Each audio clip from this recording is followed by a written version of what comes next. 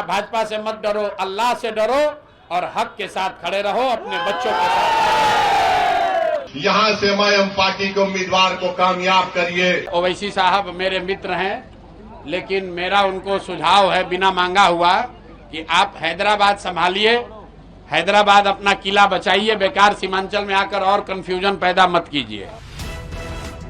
बिहार के सीमांचल इलाके में अब की बार चुनावी मुकाबला बेहद दिलचस्प होता जा रहा है।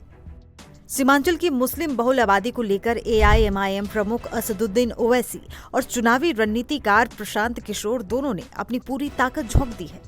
कोई फिक्र नहीं है, मगर हमारा एक ही ख्वाब है कि हम इस दुनिया से जाने से पहले देखना चाहती हैं कि भारत की जमहूरियत और मजबूत हो, और मजबूत ऐसे होगी जब यहाँ पर अल्पसंख्यक समाज को उनकी अपनी सियासी लीडरशिप होगी।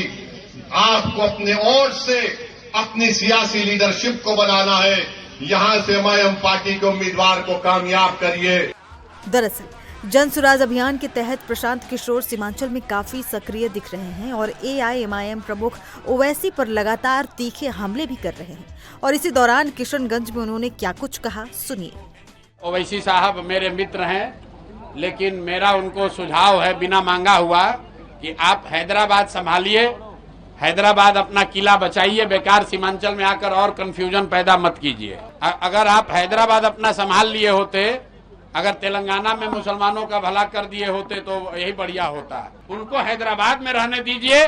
सीमांचल के नेता, सीमांचल के रहनुमा जो जिनको रहनुमाई करनी है वो सीमांचल का बेटा होना चाहिए। हैदराबाद से आकर सीमांचल में नया नेतृत्व खड़ा करने की जरूरत नहीं है। तो प्रशांत किशोर ने एकदम साफ कहा है कि सीमांचल का नेतृत्व सीमांचल के बेटे ही करेंगे।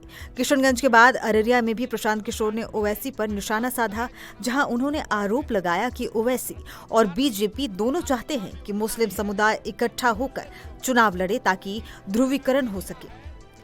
पीके ने मुसलमानों से अपील की है कि वो बीजेपी से डरे नहीं बल्कि समझदारी से फैसला लें।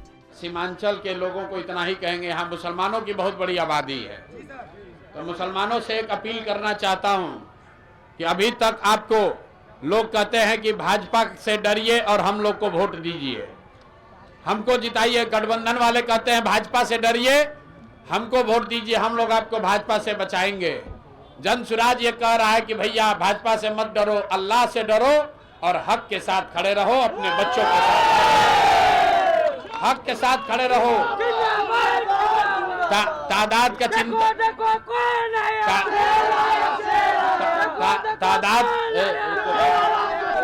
तादाद का चिंता नहीं करना है। तादाद का अगर चिंता की गई होती तो इस्लाम धर्म शुरू ही नहीं होता। इसलिए हक के साथ खड़ा होइए, जो अच्छा आदमी है उसको जिताइए, भाजपा से मत डरिए, ऊपर अल्लाह से डरिए, अपने बच्चों की चिंता कीजिए, तभी सुधार होगा।